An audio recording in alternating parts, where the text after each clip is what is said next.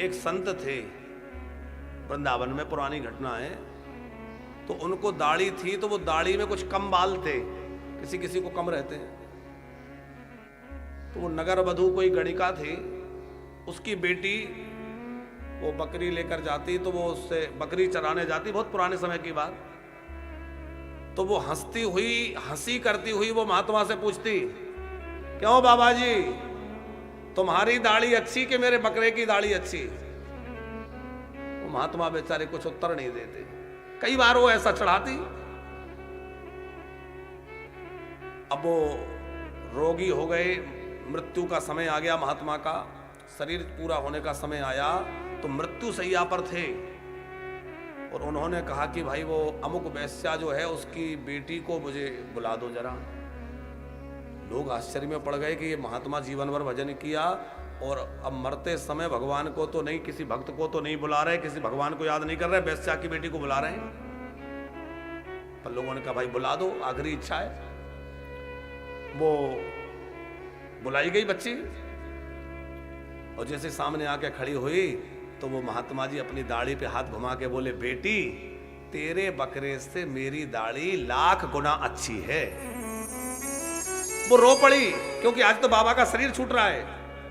बाबा इतनी सी बात आज आप कह रहे हैं, उस समय क्यों नहीं कहा? मैं कितनी बार आपको चढ़ाती रही, आपको खिजाती रही, आपने कभी नहीं कहा कि मेरी दाढ़ी अच्छी, आज कह रहे हैं। तो बाबा की आंख भर आई और बाबा ने कहा, देख बेटी, भगवान की माया बहुत प्रबल है, भगवान की माया बड़ी प्रचंड है। उस समय यदि मैं ये कह देता कि मेरी दाढ़ी अच्छी, तो कहीं माया आकर मुझे पकड़ लेती, तो यदि मुझसे कुछ गलत हो जाता तो मुझसे फिर तेरे बकरे की दाढ़ी अच्छी हो जाती, क्योंकि जो बाबा हो के संत हो के कुछ गलत करे उससे तो वो बकरा अच्छा। पर भगवान की कृपा से मैं उनकी माया से बचा रहा, जीवन निष्कलंक बना रहा। आज मरते मरते कह रहा हूं कि मेरी दाढ़ी अच्छी, माने मैं भगवान की माया से बच गया तो मेरा जीवन अच्छा। भैया भगवान की माया से बच जाए तो किसके सहारे? बोले माया से बचने के लिए तो भगवान का ही सहारा लेना पड़ेगा। अच्छा देखिए, मोह न नारी नारी के रूपा, पन्नगारी है रीति अनुपा। नारी नारी के रूप को देखकर मोहित नहीं होती, और माया भी नारी है और भक्ति भी नारी है। बोले जिसके जीवन में भगवान की भक्ति होगी उसके जीवन में माया नहीं होगी, क्योंकि भक्ति महारानी भी स्त्री और माया भी स्त्री।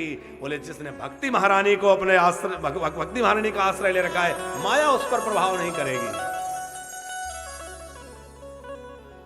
माया महा ठगनी हम जानी, बाबा कबीर कहते हैं ये माया भगवान की बड़ी विचित्र है।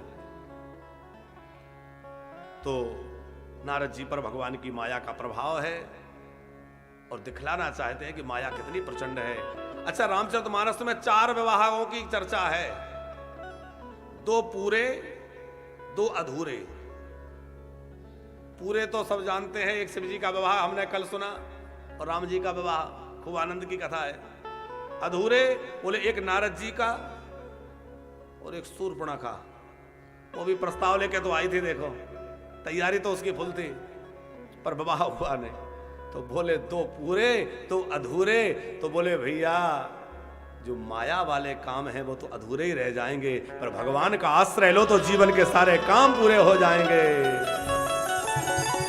और जीवन तो क्षणभंगुर है, जाना है, जीवन का भरोसा नहीं है कब हमारा नगाड़ा बज जाए।